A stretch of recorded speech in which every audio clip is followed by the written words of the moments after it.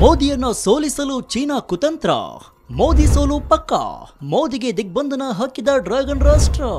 ಈ ಸ್ಫೋಟಕ ಸುದ್ದಿಯ ಇಂಚಿಂಚು ಮಾಹಿತಿಯನ್ನ ಈ ವಿಡಿಯೋದಲ್ಲಿ ವಿವರಿಸ್ತೀವಿ. ವಿಡಿಯೋವನ್ನ ಎಲ್ಲೂ ಸ್ಕಿಪ್ ಮಾಡಬೇಡಿ, ಪೂರ್ತಿಯಾಗಿ ನೋಡಿ. ಹಾಗೂ ಮೋದಿಯವರೇ ಮತ್ತೆ ಪ್ರಧಾನಿಯಾಗಬೇಕು ಅಂತ ನಿಮ್ಗನ್ಸಿದ್ರೆ ಈ ವಿಡಿಯೋಗೆ ಒಂದು ಲೈಕ್ ಅನ್ನ ಕೊಡಿ. ಜೊತೆಗೆ ಚೀನಾದ ಈ ನಡೆಯ ಬಗ್ಗೆ ನಿಮ್ಮ ಅನಿಸಿಕೆ ಏನು ಅಂತ ಕಮೆಂಟ್ ಮಾಡಿ. ಸೊ ಇನ್ಯಾಕ್ ತಡ, ಬನ್ನಿ ಸುದ್ದಿ ಜಾಲದೊಳಗೆ ಹೋಗೋಣ. ಜಾಗತಿಕ ಮಟ್ಟದಲ್ಲಿ ಮೇಲೇರ್ತಾ ಇರುವ ಭಾರತದ ಖ್ಯಾತಿ, ಪ್ರತಿಷ್ಠೆಯಿಂದ ಇನ್ನಷ್ಟು ಮತ್ಸರಕ್ಕೀಡಾಗಿರುವ ಚೀನಾ ಎಐ ತಂತ್ರಜ್ಞಾನ ಬಳಸಿಕೊಂಡು ಭಾರತದ ಲೋಕಸಭಾ ಚುನಾವಣೆಗೆ ಕಂಟಕ ಒಡ್ಡಲು ಸಂಚು ಮಾಡಿದೆ. ಲೋಕಸಭೆ ಚುನಾವಣೆ ಮತದಾನಕ್ಕೆ ಕೆಲವು ದಿನಗಳು ಬಾಕಿ ಇರುವಾಗ ಡ್ರ್ಯಾಗನ್ ರಾಷ್ಟ್ರದ ಈ ಮಹಾ ಷಡ್ಯಂತ್ರವನ್ನ ಜಾಗತಿಕ ಟೆಕ್ ದೈತ್ಯ ಮೈಕ್ರೋಸಾಫ್ಟ್ ಬಯಲಿಗೆಳೆದಿದೆ. ಪ್ರಧಾನಿ ನರೇಂದ್ರ ಮೋದಿ ಪ್ರಭಾವ, ವರ್ಚಸ್ಸು ಹಾಗೂ ದಕ್ಷ ಆಡಳಿತದ ಮೂಲಕ ಭಾರತವನ್ನು ಜಾಗತಿಕವಾಗಿ ಉನ್ನತ ಸ್ಥಾನಕ್ಕೆ ಕೊಂಡೊಯ್ತಾ ಇರುವ ಜೊತೆಗೆ ಚೀನಾದ ಪ್ರತಿಯೊಂದು ಕುತಂತ್ರಗಳಿಗೂ ಸೆಡ್ಡು ಹೊಡಿತಾ ಇರೋದು ಚೀನಾಕ್ಕೆ ದೊಡ್ಡ ಮಟ್ಟದಲ್ಲಿ ಹಿನ್ನಡೆಯನ್ನುಂಟು ಮಾಡಿದೆಯಂತೆ. ಇದೇ ಕಾರಣಕ್ಕೆ ಲೋಕಸಭಾ ಚುನಾವಣೆಯಲ್ಲಿ ಜಯಭೇರಿ ಬಾರಿಸಿ ಮೋದಿ 3ನೇ ಬಾರಿಗೆ ಪ್ರಧಾನಿಯಾಗುವುದು ಚೀನಾಗೆ ಇಷ್ಟವಿಲ್ಲ. ಏಷ್ಯಾದಲ್ಲಿ ಬಿಗಿಯಾಗಿರುವ ಭಾರತದ ಹಿಡಿತ, ಆರ್ಥಿಕತೆಯಲ್ಲಿ ಚೀನಾದ ಸರಿಸಮಾನಕ್ಕೆ ಭಾರತ ಬೆಳೀತಾ ಇರೋದು ಚೀನಾವನ್ನ ಕಂಗಾಲಾಗಿಸಿದೆ. ಜೊತೆಗೆ ವಿಶ್ವಸಂಸ್ಥೆಯ ಭದ್ರತಾ ಮಂಡಳಿಯಲ್ಲಿ ಭಾರತ ಶೀಘ್ರವೇ ಕಾಯಂ ಸ್ಥಾನ ಪಡೆದುಕೊಳ್ಳಲಿದೆ ಎಂದು ಕೇಂದ್ರ ಸಚಿವ ಜೈಶಂಕರ್ ಹೇಳಿಕೆ ಡ್ರ್ಯಾಗನ್ ರಾಷ್ಟ್ರಕ್ಕೆ ಕಸಿವಿಸಿಯುಂಟು ಮಾಡಿದೆ. ಹೀಗಾಗಿಯೇ ಭಾರತದ ಚುನಾವಣೆ ಸಂದರ್ಭದಲ್ಲಿ ತಾಂತ್ರಿಕ ಸಮರ ಹೂಡುವ ಸಂಚು ಹೆಣೆದು ಎಐ ತಂತ್ರಜ್ಞಾನಕ್ಕೆ ಮೊರೆ ಹೋಗಿದೆ. ಮೈಕ್ರೋಸಾಫ್ಟ್ ಸಹ ಸಂಸ್ಥಾಪಕ ಬಿಲ್ ಗೇಟ್ಸ್ ಇತ್ತೀಚೆಗಷ್ಟೇ ದೆಹಲಿಯಲ್ಲಿ ಪ್ರಧಾನಿ ನರೇಂದ್ರ ಮೋದಿ ಅವರನ್ನು ಭೇಟಿಯಾಗಿ ಚರ್ಚಿಸಿದ್ರು. ಈ ಬೆಳವಣಿಗೆ ಬಳಿಕ ಚೀನಾದ ಕುತಂತ್ರ ಬಯಲಾಗಿದೆ. ಹಾಗಾದ್ರೆ ಚೀನಾದ ಸಂಚೇನು? ನರೇಂದ್ರ ಮೋದಿಯ ಟಾರ್ಗೆಟ್ ಯಾಕೆ? ಚೀನಾ ಮೋದಿಯನ್ನ ಸೋಲಿಸಲು ಹೇಗೆಲ್ಲ ಅಪಪ್ರಚಾರ ಮಾಡ್ತಾ ಇದೆ? ಚೀನಾದ ಕಳ್ಳ ಹೆಜ್ಜೆಯ ಗುರುತಿನ ಸಂಪೂರ್ಣ ಮಾಹಿತಿ ಇಲ್ಲಿದೆ ನೋಡಿ. ಮೊದಲಿಗೆ ಚೀನಾ ಸಂಚೇನು ಅನ್ನೋದನ್ನ ನೋಡೋದಾದ್ರೆ, ಚೀನಾದ ಸಂಚೇನು ಶತ್ರು ರಾಷ್ಟ್ರಗಳಲ್ಲಿ ಅಲ್ಲೋಲ ಕಲ್ಲೋಲ ಎಬ್ಬಿಸುವುದು. ಮೋದಿ ಮತ್ತೆ ಪ್ರಧಾನಿಯಾದರೆ ತನ್ನ ಆಟ ನಡೆಯೋದಿಲ್ಲ. ತನ್ನ ಹಿತಾಸಕ್ತಿ ಪರ ಇರುವವರಿಗೆ ಬೆಂಬಲ.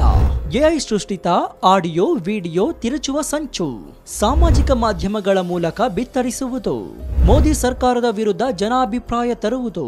ಇವಿಷ್ಟು ಕುತಂತ್ರಿ ಚೀನಾದ ಸಂಚುಗಳು. ಇನ್ನು ಈ ಕಿರಿಕ್ ಚೀನಾ ಮೋದಿಯನ್ನೇ ಯಾಕೆ ಟಾರ್ಗೆಟ್ ಮಾಡ್ತಾ ಇದೆ?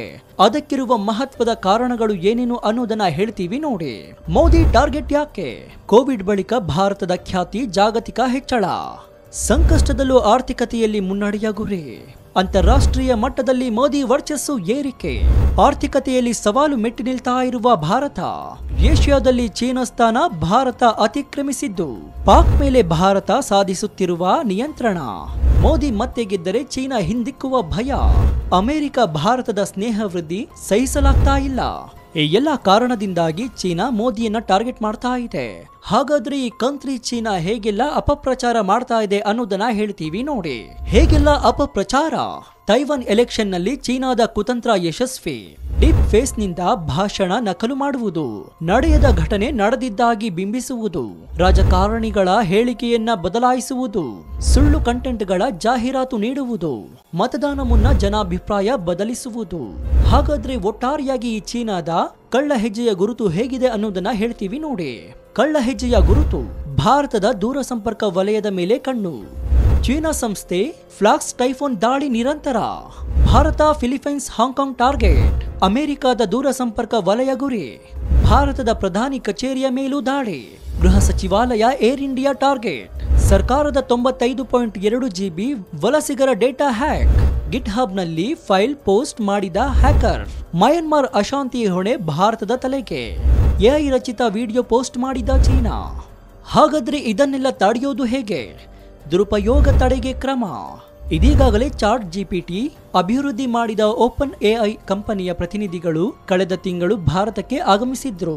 ಚುನಾವಣೆ ಆಯೋಗದ ಸದಸ್ಯರನ್ನ ಭೇಟಿಯಾಗಿ ಪ್ರಾತ್ಯಕ್ಷಿಕೆ ನೀಡಿದ್ದರು. ಲೋಕಸಭೆ ಚುನಾವಣೆಯಲ್ಲಿ ಎಐ ದುರುಪಯೋಗ ತಡೆಯಲು ಕೈಗೊಳ್ಳಲಾಗ್ತಾ ಇರುವ ಕ್ರಮಗಳನ್ನ ಅದರಲ್ಲಿ ವಿವರಿಸಿದ್ರು. ವಿದೇಶಿ ಕೈವಾಡ ಇದೇ ಮೊದಲಲ್ಲ. ಚೀನಾದ ಸರ್ಕಾರಿ ಬೆಂಬಲಿತ ಸೈಬರ್ ಗುಂಪುಗಳು ಉತ್ತರ ಕೊರಿಯಾದೊಂದಿಗೆ ಸೇರಿಕೊಂಡೇ 2024ರ ಹಲವು ಚುನಾವಣೆ ಟಾರ್ಗೆಟ್ ಮಾಡಿವೆ. ಎಐ ತಂತ್ರಜ್ಞಾನ ಬಳಸಿಕೊಂಡು ಫಲಿತಾಂಶದ ಮೇಲೆ ಪರಿಣಾಮ ಬೀರುವುದು ಈ ಕುತಂತ್ರಿಗಳ ಸಂಚಾಗಿದೆ. ತೈವಾನ್ ಅಧ್ಯಕ್ಷೀಯ ಚುನಾವಣೆಯಲ್ಲಿ ಈ ಪ್ರಯೋಗ ಯಶಸ್ವಿಯಾದ ಬಳಿಕ ಚೀನಾ ಭಾರತವನ್ನ ಟಾರ್ಗೆಟ್ ಮಾಡಿದೆ. ಭಾರತದ ಬಳಿಕ ಅಮೆರಿಕ ಮತ್ತು ದಕ್ಷಿಣ ಕೊರಿಯಾ ಚುನಾವಣಾ ಅಸ್ತವ್ಯಸ್ತಗೊಳಿಸುವುದು ಚೀನಾದ ಸಂಚಾಗಿದೆ ಎಂದು ಮೈಕ್ರೋಸಾಫ್ಟ್ ವರದಿ ಹೇಳಿದೆ. ಇನ್ನು ಕಳೆದ ಸಲ ನಡೆದಿದ್ದ ಅಮೆರಿಕ ಅಧ್ಯಕ್ಷೀಯ ಚುನಾವಣೆಯಲ್ಲಿ ರಷ್ಯಾದ ಕೈವಾಡವಿರುವ ಆರೋಪ ಕೇಳಿಬಂದಿತ್ತು. ಮಾಜಿ ಅಧ್ಯಕ್ಷ ಡೊನಾಲ್ಡ್ ಟ್ರಂಪ್ ರಷ್ಯಾ ವಿರುದ್ಧ ನೇರ ಆರೋಪ ಮಾಡಿದ್ರು. ಬೈಡನ್ಗೂ ತಟ್ಟಿದ ಬಿಸಿ. ಅಮೆರಿಕದ ಅಧ್ಯಕ್ಷೀಯ ಚುನಾವಣೆಯ ವೇದಿಕೆಗೂ ಚೀನಾದ ಕುತಂತ್ರದ ಬಿಸಿ ತಟ್ಟಿದೆ. ಪೂರ್ವಭಾವಿ ಚುನಾವಣೆಯೊಂದರಲ್ಲಿ ಭಾಗವಹಿಸದಂತೆ ಅಧ್ಯಕ್ಷ ಜೋ ಬೈಡನ್ರ ಅನುಕರಣಿಸುವ ಧ್ವನಿಯಲ್ಲಿ ಸಂದೇಶವೊಂದು ರವಾನಿಸಲಾಗಿತ್ತು. ಚೀನಾದ ಎಐ ಸೃಷ್ಟಿತ ಕಂಟೆಂಟ್ಗಳ ದುರುಪಯೋಗಕ್ಕೆ ಇದು ಒಂದು ಸಾಕ್ಷಿ ಎಂದು ಮೈಕ್ರೋಸಾಫ್ಟ್ ಹೇಳಿದೆ. ಹೀಗೆ ಪ್ರಧಾನಿ ನರೇಂದ್ರ ಮೋದಿಯವರನ್ನ ಸೋಲಿಸಲು ಕುತಂತ್ರಿ ಚೀನಾ ಇಷ್ಟೆಲ್ಲ ಕುತಂತ್ರವನ್ನ ಮಾಡಿದೆ. ನಾವು ಕೊಟ್ಟ ಈ ಮಾಹಿತಿ ನಿಮಗೆ ಇಷ್ಟವಾದ್ರೆ ಒಂದು ಲೈಕ್ ಕೊಟ್ಟು ನಿಮ್ಮ ಅನಿಸಿಕೆ ಏನು ಅಂತ ಕಮೆಂಟ್ ಮೂಲಕ ತಿಳಿಸಿ. ಇದರಿಂದ ನಮಗೆ ಇನ್ನೂ ಹೆಚ್ಚೆಚ್ಚು ವಿಷಯಗಳನ್ನ ನಿಮ್ಮ ಮುಂದೆ ಹಂಚಿಕೊಳ್ಳಲು ಉತ್ಸುಕರಾಗ್ತೀವಿ. ಇನ್ನು ನಮ್ಮ ಚಾನೆಲ್ನಲ್ಲಿ ಇಂತಹ ಅನೇಕ ಕುತೂಹಲಕಾರಿ ವಿಡಿಯೋಗಳು ಇವೆ. ಅದನ್ನು ನೋಡಿ ಪ್ರೋತ್ಸಾಹಿಸಿ. ಧನ್ಯವಾದ.